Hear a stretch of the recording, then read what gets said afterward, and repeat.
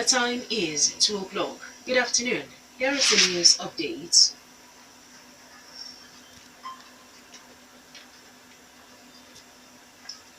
As the Ogun State House of Assembly is set to scrutinize the 2018 appropriation bill of the state government, most of the ministries, departments and agencies failed to implement the capital projects in the outgoing 2017 budget. Mostly affected are the housing, health, education and agriculture sector of the state economy due to the non-release of most of the allocated capital votes to them by the Finance Ministry. The fact came to light during the monitoring of implementation of the 2017 budget for the period of January and August this year by the standing committees of the House. The situation did not change since the end of the exercise. Most of the ministries and agencies visited during the exercise, according to Fatai Shobande, who filed in the report, complained of the low funding of the capital projects during the 8-month period. Governor Nyesom Wike of Rivers State has denied ever insulting the Yoruba over his comments on the contribution of the Southwest region to the growth of PDP. The governor rules out making an apology as demanded by a national PDP chairmanship candidate, Chief Bode George. Bode George had accused the governor of insulting the Yoruba for saying they have not contributed meaningfully to the success of PDP. But Wike, speaking on the sideline of the just concluded PDP National Convention, explains that zoning the national chairmanship to the Southwest will not change the fortune of PDP in the region. According to Wike, PDP did not perform well in the region even when the party zoned its presidential ticket to the region. Armed bandits have taken over several communities in Munga local government area of Niger State. They are said to have taken over Shena, Bakinyayi, Fuape, Soho, Kabuli, Madungo, Rigogo, Bakindako and Sabongida villages.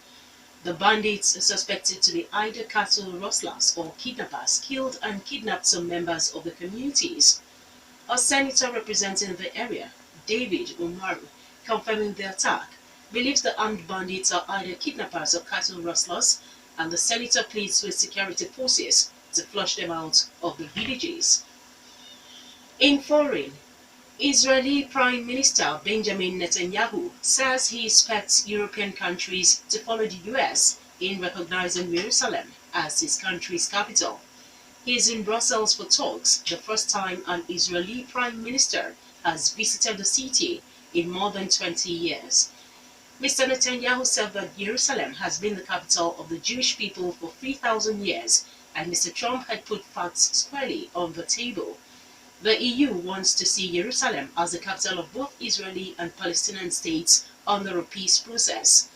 Israel has always regarded Jerusalem as its capital, while the Palestinians claim that East Jerusalem, occupied by Israel in the 1967 war, as the capital of a future Palestinian state. Nigeria Electricity Regulatory Commission (NERC) has approved a 2,000 megawatt independent power plant project for the Oyo State government.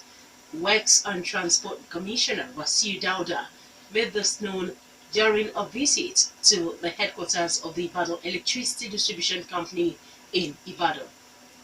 The state government, according to him, had held talks with a private company, Diversified Global Energy, for the implementation of the power project. He explains that the project will take up using Ibadan North and Ibadan Southwest local government areas as a pilot scheme with a 100 megawatts of electricity. Now in sports, Borussia Dortmund have relieved Peter Bosz of his managerial duties after less than 6 months in charge. Despite their impressive start to the season, their Schwarzgambel have failed to win any of their last 12 games, and the loss to Werder Bremen yesterday left them in the 7th position in Bundesliga. They have also suffered elimination from the UEFA Champions League without a win in the group stages. Dutchman Bosz joined in the summer after leading Ajax to a Europa League final. He'll be replaced by Peter Stoger, who left fellow Bundesliga side Köln earlier this month. That was the news update. Thank you very much for listening. I am Chienye Egwuonwu. Good afternoon.